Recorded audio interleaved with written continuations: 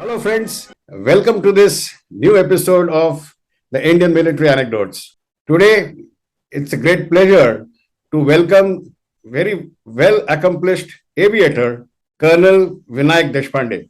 Welcome to the show, Colonel Deshpande. Namaskar at onset, and thank you for this initiative. For a civilian, it will give them a better understanding of the soldier's life. Thank you very much, Colonel Deshpande, because that's the whole purpose of doing this activity. So, for the viewers, Colonel Deshpande has participated in various operations, whether they were counter terrorist operations in Punjab, the counter insurgency operations in the northeast, or the operations in Kashmir, and he's operated extensively in carrying out high risk missions, very dangerous and life-threatening missions in Siachen, the highest battlefield in the world. So he's got plenty of stories to tell us. So let's see what he has chosen to tell us today. So over to you, Colonel Deshpande. Please go ahead. Thanks, Anil. Today we'll cover one operation that we undertook in Siachen. Now, for the viewers, Siachen Glacier is about 75 kilometers long in north of Ladakh. The whole Siachen Valley is surrounded by very high Himalayan peaks. Right. The western range, which is Altoro Range, is physically occupied and dominated by Indian Army to protect the region. Right. The northernmost portion of the Siachen is called Indira Fall, and from there till the Siachen, the highest is around 18,500 feet elevation. Mm-hmm. And from there, it keeps sloping down in southeast direction, Mm-hmm. where it opens up through the snout starts the Nubra River, and all the logistics support starts from this axis. So you have flown extensively in that region, right? Yes. Enemy tried a misadventure by occupying one of the very inhospitable peaks in the region, which was overlooking into this entrance to the valley. Right. Aim was to dominate it with observation, and obviously with that it could have been dominated with the artillery fire as well. Right. And we could prove it to be a misadventure. On this peak, we could occupy it before he managed to get a foothold there. Right. Now, this peak was its elevation is pretty high. 12 months a year, it is covered with snow. Oh, I see. So which helicopter were you flying? I was flying a Cheetah helicopter, and Yeah. that's the only helicopter which could have taken the troops to that location, the peak. Right. So here, your power requirement tremendously increases, power available is reduced. So the margin is very, very thin, and that's where you really required excellent flying skill Yeah, of course. and courage. And courage, yes. Right further as to why I'm saying this.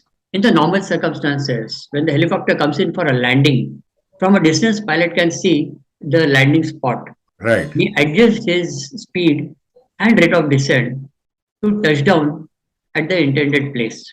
Right. As the operation we did, the landing spot could be seen only when the helicopter was just a few feet away. Oh my God. That's so tough. A specific of that helipad, like I said, this peak was on a ridge. Hmm. On one side, it had a vertical fall of almost 6 to 7,000 feet. Oh. We used to operate in such a way that just ahead of the helipad was a spur which sloped down, and at about 100,000 feet below the peak, Yeah. and about 2 kilometers away was a enemy post, I established see. enemy post. Oh. So you had to actually fly in the direction of where the enemy was. Yes. Ah. Further, to add on more to the problem, Hmm. there's another spur which was running left of the peak, Mm-hmm. just about 300 meters and about 250 feet below the peak level, Yeah. where enemy finally managed to have some foothold, Mm-hmm. and he established his post there because he could not occupy the peak. I He see. preempted that. Hmm. So to cater to these both places and the problems of the weather and Hmm. altitude, Hmm.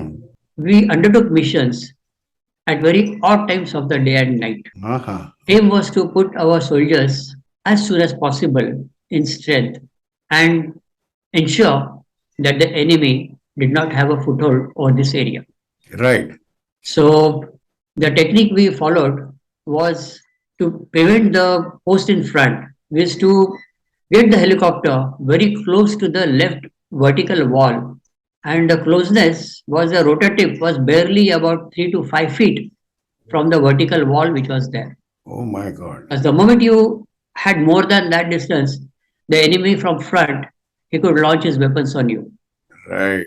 Now we have to maintain a particular height because just short of the peak was one saddle, and if you are at saddle level, this enemy post from left, he could shoot you down with his HMG, heavy machine guns, Right. because he could hear you from a distance. Yeah. Probably the post in front could very clearly see you and warn their troops about the arrival of our helicopters. Right. Right. And to prevent that, we had to maintain slightly below the saddle. Hmm. But immediately after crossing the saddle, we had to almost climb vertical at a very high rate of climb Yeah. to Oh. reach the peak ledge. Right. Right.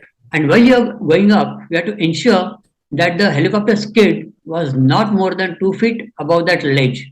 Oh. If at all helicopter climbed at that rate and we could reach the peak, this post from the left, it could see the main rotor and it could shoot us down. It could fire at you. Right. Yeah. Now, after Very, very precarious, and it had to be yes, it had to be done. and it had to be done with absolute accuracy. Yes, and that's why I said it was an extreme flight skill level which was required and courage as well. Because you're flying Absolutely, right in front of the absolutely. enemy Absolutely. and with all adversaries. So you have to really cater to all this.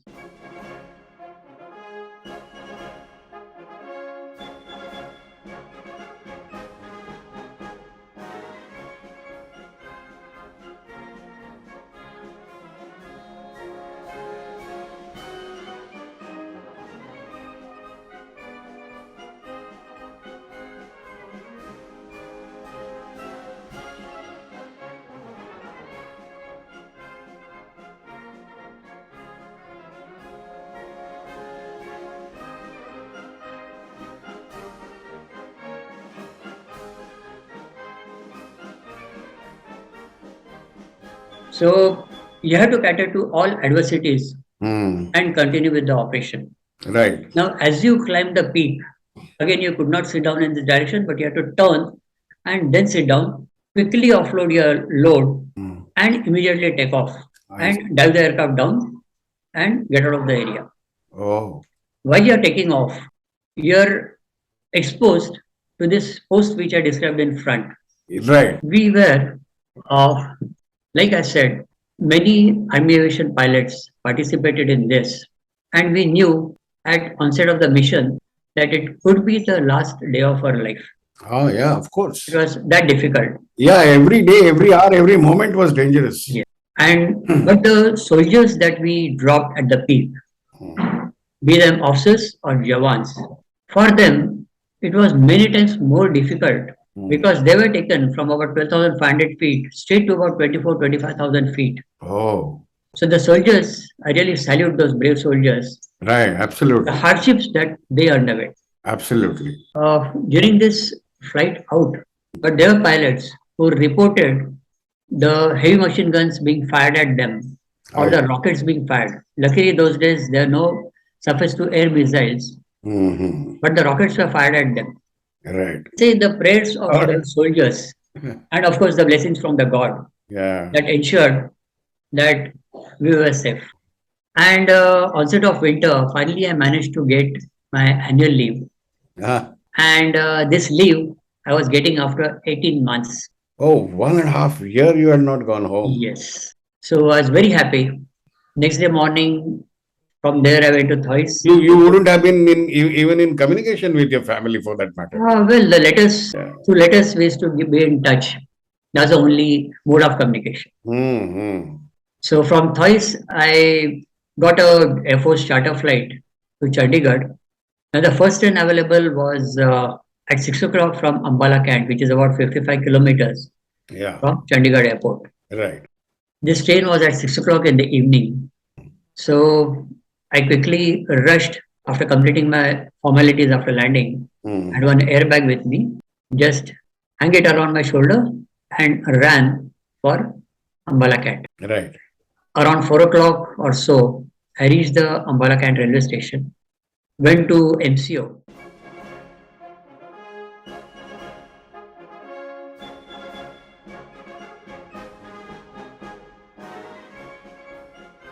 To see if there is a seat available for this train which was starting from rather coming to Ambala Cant at 6 o'clock. It was a Jammu Tawi Superfast Express, Right. the fastest train those days Those days, yeah. on this route.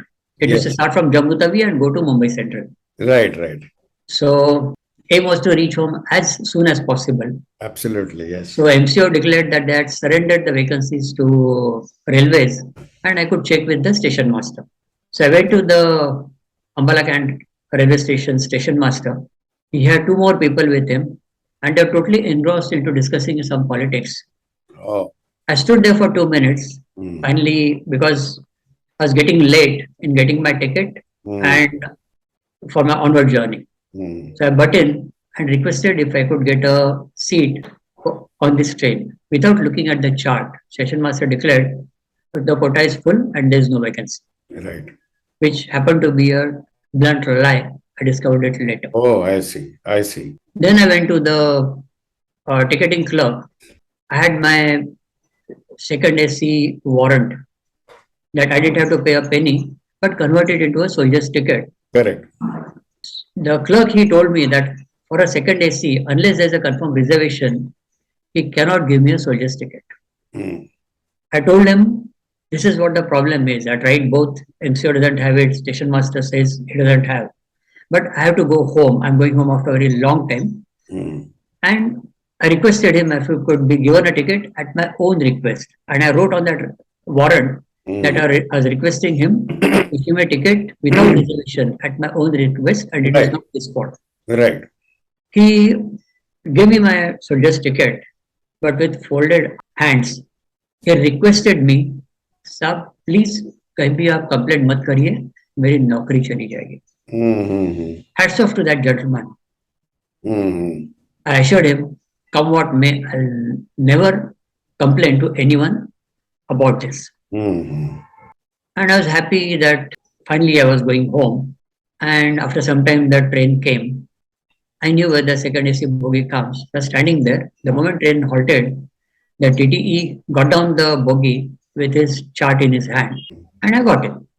Entered the bogie and realized the capacity of the bogie is 72 and there are barely 8 to 10 people inside the bogie. What are you talking of? Oh yes. Maybe because it was... And that had already told you it's full. Yes. And I was the only one boarding this bogie at Ambala Cant. I believe there are 8 seats reserved for Ambala Cant, but not a single other passenger I could see entering the AC bogie. The TT, he followed me, asked me if I had a reservation. I told him, मेरे पास second AC का ticket है. He called me outside. I thought probably he's going to issue me allot me the berth. Berth, yeah. He ensured that I was away from these passengers, got me in the corridor, and shamelessly asked me, bottle है? I told him, bottle नहीं है. तो फिर नीचे उतर जाओ. तब मेरे पास सेकंड एसी का टिकट है. आप नीचे उतरो, नहीं तो पुलिस को बुलाकर धक्के मार के आपको बाहर निकाल दूंगा. अच्छा. Now, as a soldier, my first reaction was to demand his bribe. We had already ensured that there is no witness around. Let me take this opportunity and have some unarmed combat tricks on him. And that teaches him a lesson never to mess around with a Fauji. Right. My leave was very valuable to me. Reaching home was the most important thing for me. Correct.